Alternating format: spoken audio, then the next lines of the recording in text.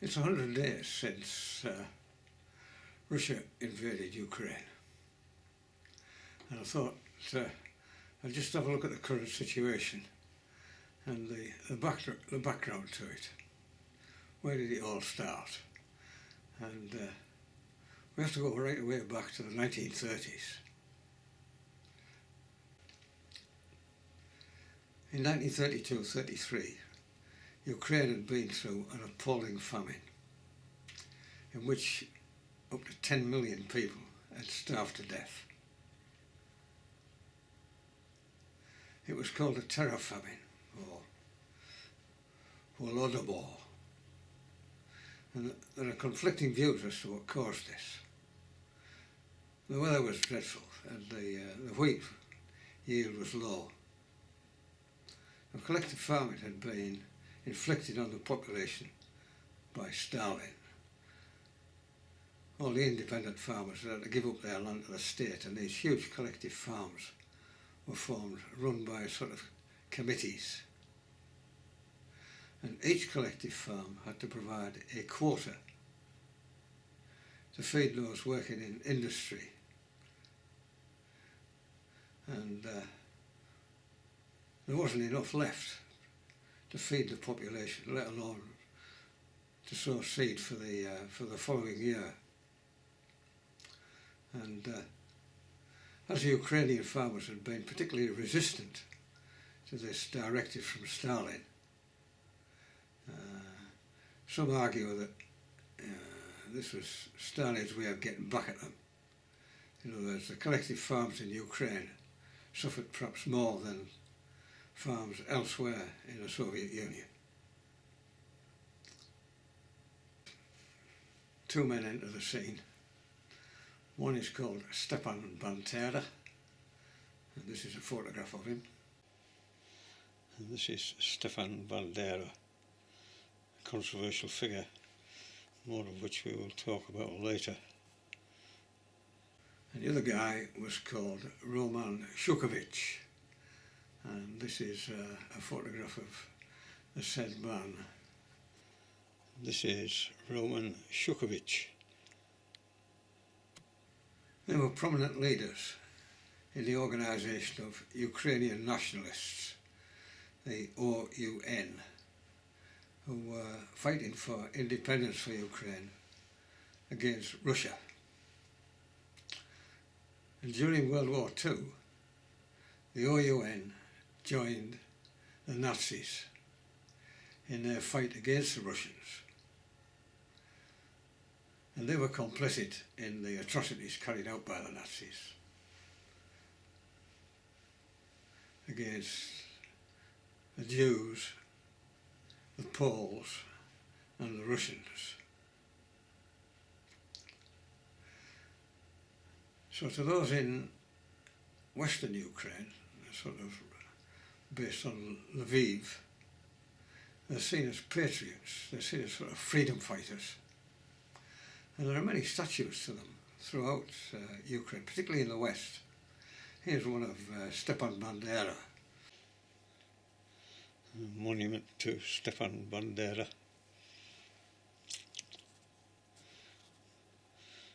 What a grand thing it is. To those in the east of Ukraine who sort of tended to look towards Russia, they're pro-Russian, they're considered war criminals. So on the one side patriots, on the other side war criminals. Now the 2004 election was won by the Dream Team, a chap called Yushchenko and his Prime Minister Timoshenko,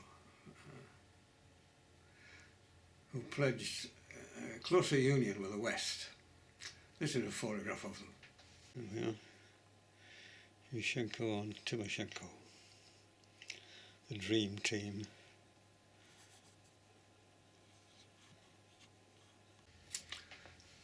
Now, Yushchenko, the newly elected president, he was really suspicious of the old guard, the old communist lot. Absolutely corrupt they were. And so he removed them all, swept them all to one side. And of course they weren't best pleased, to the extent that somebody tried to poison Yushchenko with dioxin, a weed killer. But he survived, although he was very badly disfigured by it. And eventually he fell out with just about everybody, including Timoshenko. He was really suspicious about the possibility of a coup. And so he was hiring people, giving them jobs, and then 6 months down the line he was sacking them, and eventually it all just became an absolute shambles. He fell out with Timoshenko in the end. However, Yushchenko awarded Bandera Hero of Ukraine status, and there are photographs of him laying flowers on a statue of Bandera somewhere in Ukraine, which of course caused anger in East Ukraine, where they see him as a war criminal. Moving on to 2010, this was when Viktor Yanukovych, who tried to become president before, he was elected president of Ukraine. This is a photograph of the man himself. Looks like butter wouldn't melt in his mouth. And there is Viktor Yanukovych. His main support came from the east of the country, the Donbass region, which borders Russia. And his extended family, they had their fingers in all sorts of pies. I mean, I've heard them described as a sort of Donbass mafia. But since the demise of the USSR in 1991, the Donbass region it had been more or less abandoned. It was completely neglected. In the times of the USSR, the people working there in the mines and the steelworks and other industries, it was a job for life. But of course, once the USSR collapsed and they were exposed to the ways of capitalism, the mines started closing because they were uneconomic, the steelworks started closing because they were uneconomic. There were spoil heaps all over the place, industrial spoilage, wreckage everywhere. The unemployment rate went through the roof. People left en masse. Those who remained behind, mainly the elderly and the unemployable, it just became a completely depressed area. I mean, alcoholism was rife. I mean, vodka was dirt cheap. I mean, Yanukovych, he just continued a sort of long line of corrupt politicians in Ukraine. I mean, corruption was endemic. I mean, it was well known throughout Europe that Ukraine was the most corrupt country in Europe. He did, however, rescind Bandera's Hero of Ukraine, which had been awarded to him posthumously, of course, by Yushchenko. But this set him at odds with Ukraine's extreme right-wing movements, including the many so-called territorial defence forces. I mean, these were groups of ultra-right-wing militia, the so-called neo-Nazis, to whom Bandera was a leading light. So between 2010, following the election of Yanukovych, there were lots of demonstrations in Ukraine, some for greater links with the West, others for greater links with Russia. But in January of 2013, the Ukrainian government approved closer ties with the European Union. I mean, they'd been offered $800 million, but it came with strings. One of the strings was the release of Timoshenko, who'd been banged up under some so-called trumped-up charge. And Yanukovych, to his credit, he let her out of jail. But it wasn't enough. And about 3 months later, in November 2013, President Yanukovych decided instead to choose closer ties with Russia and join the Eurasian Economic Union. I mean, they'd come along and they'd offered him $1.5 billion, no strings attached, and free gas. I mean, what was not to like? But the Ukrainians didn't like it one bit. Anyway, in early 2014, there were big demonstrations involving extreme right-wing groups against Yanukovych's decision to go with the Russians rather than the European Union. It started off quite peacefully, but eventually became violent, and people were killed on both sides. Who started the violence is open to conjecture. Was it the right-wing militias, or was it the police, or was it both? It didn't really matter. The outcome was going to be the same. I mean, civil war was on the cards at one point. Anyway, the upshot was that Yanukovych, fearing for his family's life, he fled to Russia. Now, according to Ukrainian law, he should have been impeached at this point under Article 108. But rather than impeach him, they just decided to sack him. Just removed him from office and declared new elections. Now, was it a coup d'etat? Well, who knows? I suppose it depends what side you're on. But again, it didn't matter. The upshot was going to be the same. Now, as Yanukovych was from the Donbass, he was their hope of a brighter future. He was their hope of more investment in the Donbass to tidy up the mess that had been left behind. So the pro-Russian lot decided to protest about it. I mean, regional buildings were taken over, separatist militia was set up, and they demanded a referendum on their future. And at this point, the Russians jumped in and they annexed Crimea, a huge chunk of southern Ukraine, which was very pro-Russian. And in April 2014, the Ukrainian government decided to deal with this pro-Russian rebellion in the Donbass. But the army weren't really up to the task. And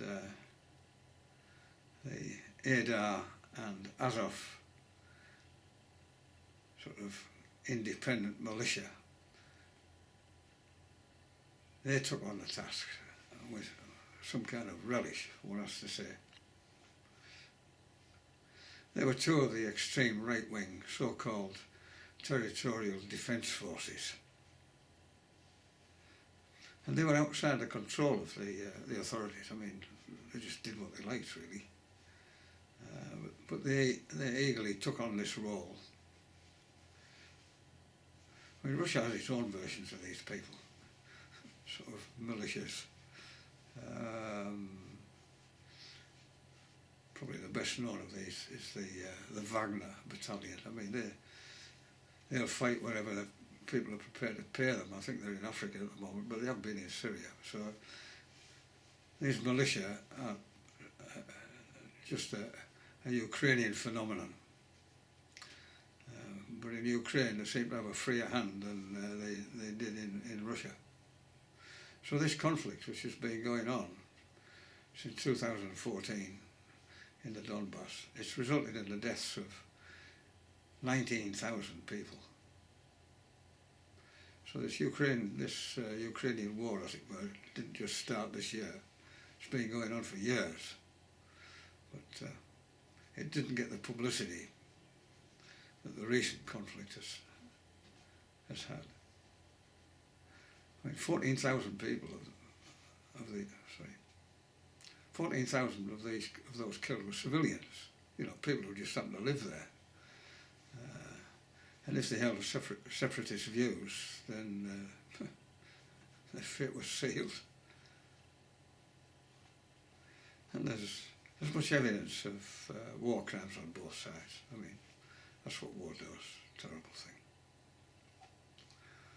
So anybody in the Donbass who can escape gets out.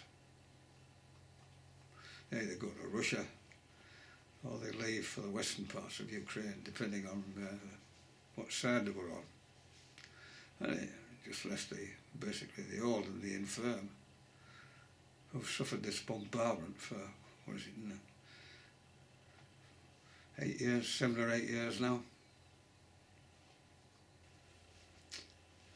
And the following month, in May 2014, the next president comes along, a fellow called Poroshenko. He was known as the Chocolate King. He made his money in confectionery, and he was once one of the top 200 in the world in terms of wealth, which of course didn't stand him in very good stead when push came to shove. And like all of the others, he promised a lot, delivered next to nothing. And eventually he decided he wasn't going to stand again. And following the Russian invasion of Ukraine, there was a move in places like Kiev to get rid of any sort of signs of Russia. Just one example, Moscow Avenue, its name was changed to Bandera Avenue, which was guaranteed to get right up the Russians' noses, even though it might seem a trivial thing. Anyway, following Poroshenko, in 2019, a lawyer and comedian, Vladimir Zelensky, is elected president. And this is the man of the moment. Vladimir Zelensky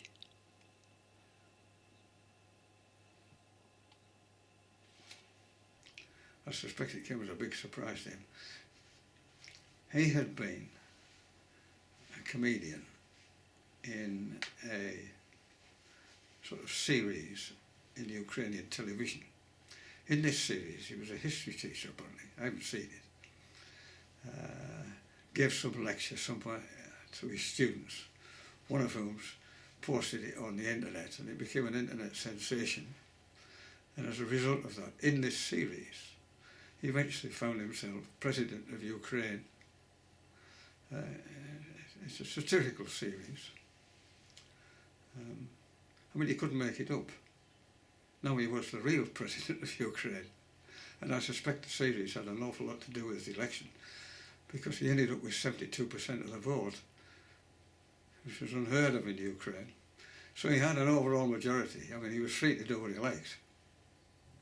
So with this overall majority, he sweeps away the old guard, all those people who were tainted with corruption, and he replaces them with sort of young, modernist, forward-thinking politicians, free from the corruption which had dogged Ukraine for decades. I mean, everything looked promising. But he made two mistakes in the eyes of the Russians. Firstly, in 2021, he was challenged by factions in the government to show that he was a true patriot by approving the government's resurrected proposal to make Bandera and Yanukovych heroes of Ukraine again.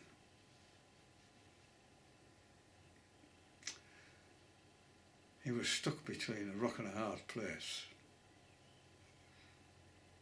I mean, being Jewish and aware of the presence of many in positions of power who supported this proposition, instead of condemning it out of hand, which would have been favourable to the Russians, he sidestepped it. Very pragmatic. And the second thing he did was he continued to pursue membership of NATO, despite Russians' warnings of severe consequences if he did. And Russia wasn't kidding. On February the 24th, 2022, this year, they invaded Ukraine. So let's look at the war in Ukraine, the more recent events. In 2009, Vice President Biden, as he was then, visited President Yushchenko in Ukraine, and he made this statement: if you choose to be part of the Euro-Atlantic integration, which I believe you have, we strongly support that. We do not recognise, and I want to reiterate it, any sphere of influence. And then he went on to say, we do not recognise anyone else's right to dictate to you or any other country what alliance you will seek to belong to, or what relationships or bilateral relationships you have.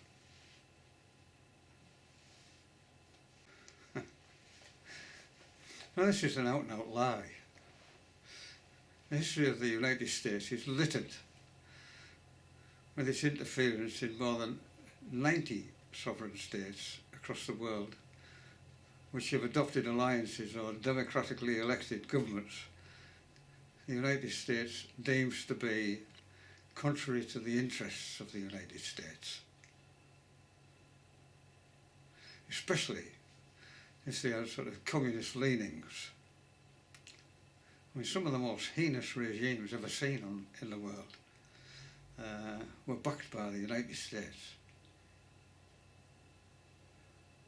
If what you do is not to the United States' liking, they impose crippling economic sanctions, and they deny access to financial institutions,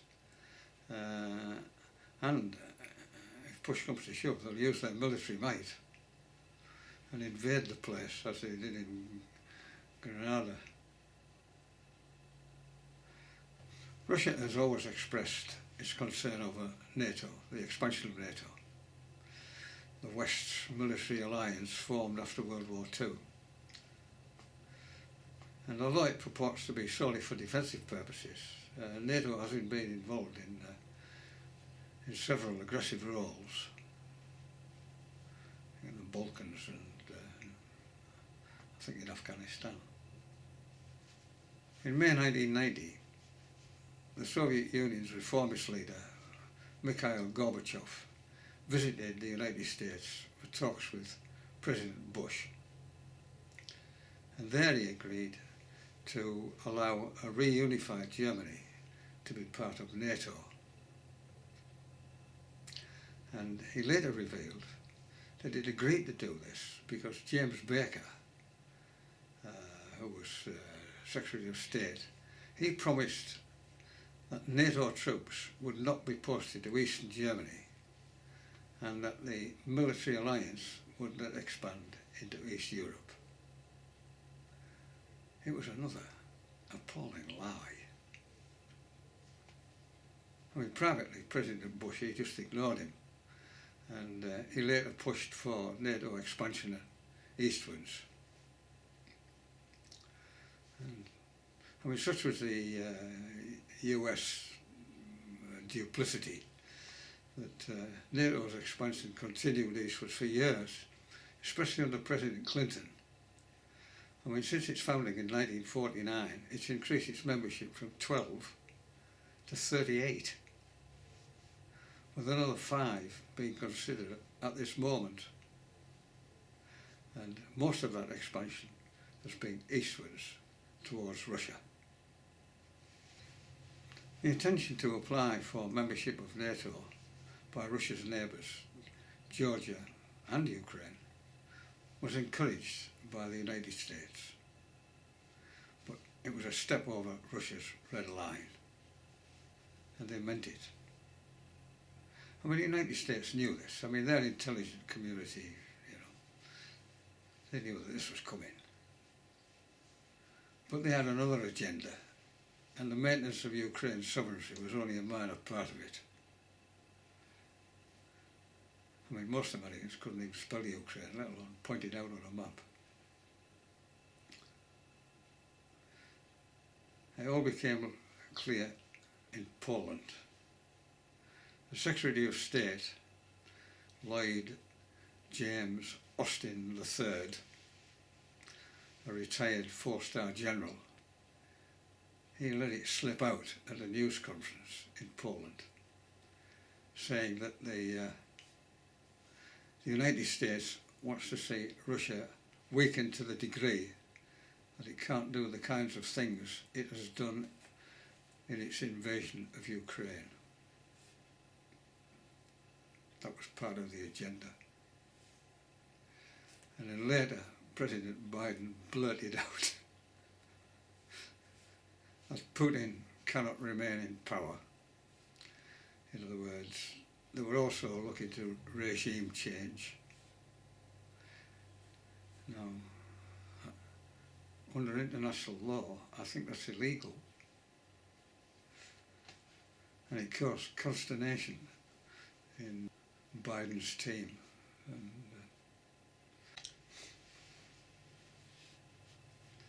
And whilst no one could disagree with Biden's 2009 statement about freedom to choose your alliances,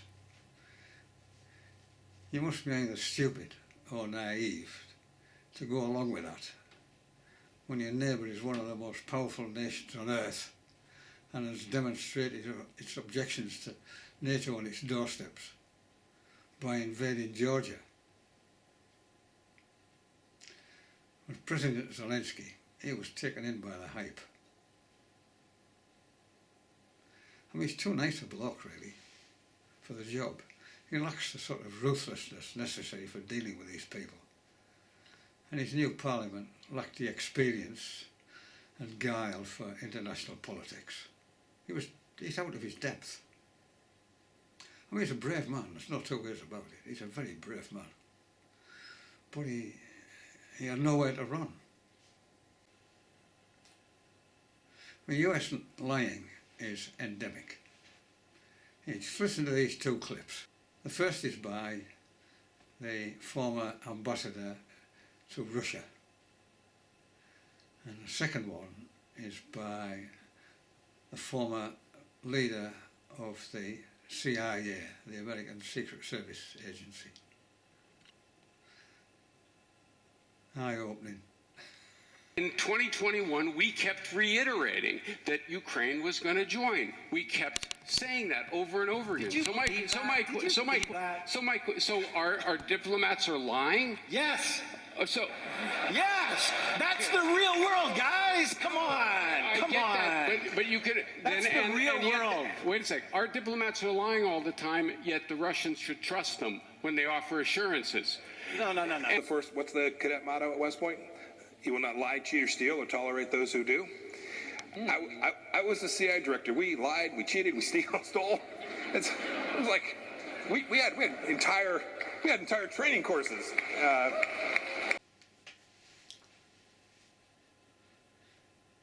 The United States had deceived Zelensky and the Ukrainian people, which was ideal for them. No Americans being killed or wounded, all tucked up safely thousands of miles away, leaving the Ukrainians to do all the dirty work.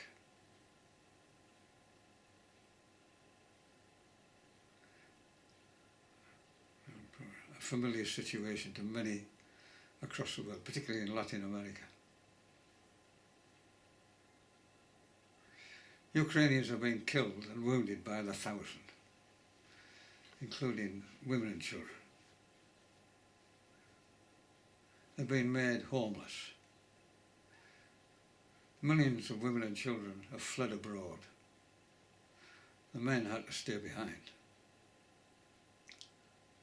I mean, how many will return as widows and orphans? Not to forget the bereaved families in Russia. It doesn't just apply to Ukraine. This is what war does. The Ukrainian population was falling rapidly before the war. People escaping the corruption and going to work abroad. Now, it's a flood of people leaving. There's talk of 6 million or more. All men have had to stay and fight. They include the brightest and the best, as we've seen on TV. The hope for a better Ukraine was in their hands, but the future's all gone up in smoke and high explosives. What a waste. Most of those who survive, they'll leave Ukraine, go abroad. Most of those who've already left, they won't come back. In fact, in many cases, there's nothing to come back to. So those left will be mainly the old, the infirm, the wounded, many widows, many orphans, and those that lack the necessary skills to start a new life abroad. The Pensions and Welfare Bill will be unsustainable given the state of the country. I mean, what are these people going to do? It's been a catastrophe of monumental proportions for Ukraine. Many cities, towns, schools, hospitals, industries, and much of its infrastructure has been obliterated. It will take decades to recover. I mean, how are they going to pay for it? The thought of the EU having to pick up the tab will certainly concentrate minds in Brussels if and when Ukraine applies for membership. We watch the Western news and we don't realise how big these places are. I mean, Mariupol is the size of Leeds. Luhansk is the size of Manchester. And Kharkiv is bigger than Birmingham. These are big, big places. They've all been reduced to piles of rubble. There's no gas, there's no electricity, there's little food, there's no water, let alone hot water. And for what? In order to hang on to the Donbass, most of whom as residents wanted to leave and join Russia. And for becoming a member of NATO, which is most unlikely to happen anywhere, given the feelings in places like Poland. Zelensky's government could have compromised on all of that beforehand. Okay, they may have had to make some concessions to the Donbass region. They were never going to get back to Crimea. But that wasn't part of the United States agenda. As we heard from the four-star general and President Biden. Now, it looks like they're going to lose the Donbass. They've already lost most of the Black Sea coast, including the port of Mariupol, a wonderful city, and, of course, the Crimea. Is it all worth it? I mean, you'd have to ask the Ukrainian people. Many Western countries, including the United States and the United Kingdom, they've prolonged this slaughter by throwing money and sophisticated weapons in the Ukrainians' direction. We now we're at a situation where Russia is offering Russian citizenship to people in the Donbass. I mean, for the elderly it'll be a good thing, because Russian pensions are a lot higher than Ukrainian pensions. I mean, sadly, despite all the daily reporting in the Western media about the undoubted heroism of the Ukrainian forces and Russian atrocities, it appears that they are steadily losing the battle for the Donbass at great cost. I mean, it has been admitted that Ukrainian forces are losing between 50 and 100 people a day. I mean, as I say, the brightest and the best. All the latest armaments which have been piling into Ukraine seem to have made no difference whatsoever. Even the new, more accurate rocket systems which the United States are sending to Ukraine, it will just prolong the war. It will drag on for months and months and months.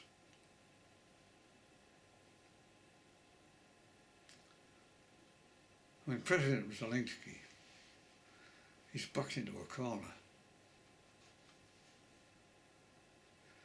He has nowhere to go. He either sees it right through to the bitter end, leaving the country absolutely wrecked,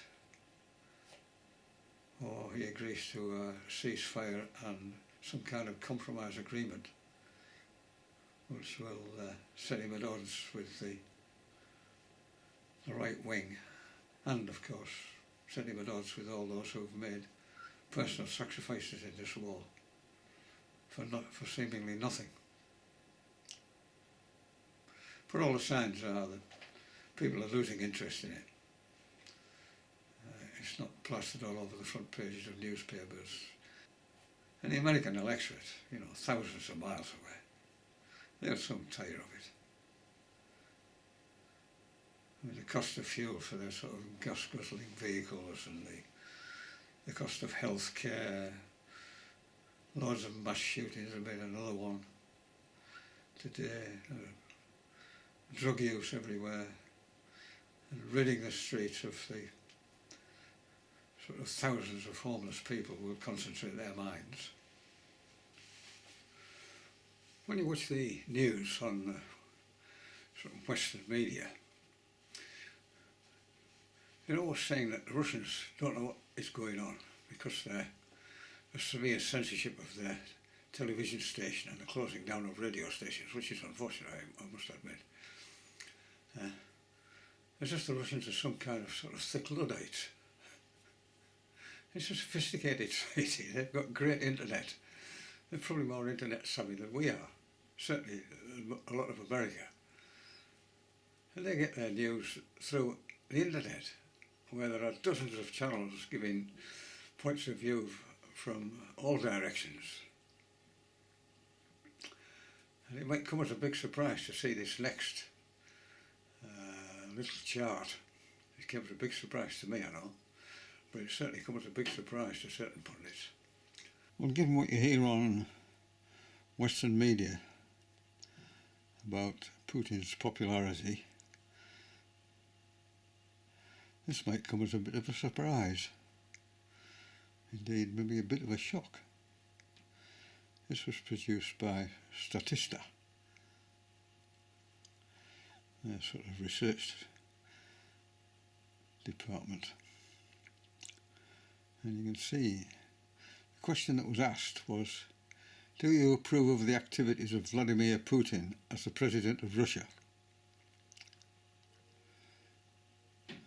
And there you can see this is May 2022, and his approval rating was 83%.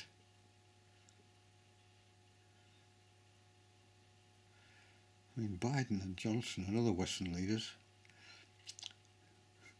they'd die for an approval rating like that. I mean, it could be argued that we in the West, we only get half the story anyway. We don't get it from the Russian side any more than perhaps the Russians get it from the Western side on their sort of main channels, on their TV channels. Some people are happy that the war is continuing, because for some people it's the opportunity to make a fortune. And this next little bit, it just looks at those. So this is the price of wheat. You see there, where Russia invaded Ukraine, the price just rocketed and it stayed up there. So, and these are vegetable oil prices. This is in fact sunflower oil, but they've all gone up. And of course they're used in the manufacture of hundreds if not thousands of foods. This is a fertiliser, phosphate. The price has just absolutely rocketed.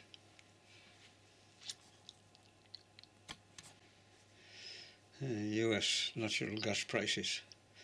Since the Russian gas has been turned off to numerous European countries, the United States can't get it, ship it across the Atlantic fast enough, especially at those prices. Ammonium nitrate, another fertiliser. I mean, fertilisers such as ammonium nitrate and phosphate, they increase crop yields dramatically. Without artificial fertilisers, agriculture wouldn't survive. Or if it did, the prices of what it produces would be just, well, beyond the reach of most people. And this is the US crude oil price.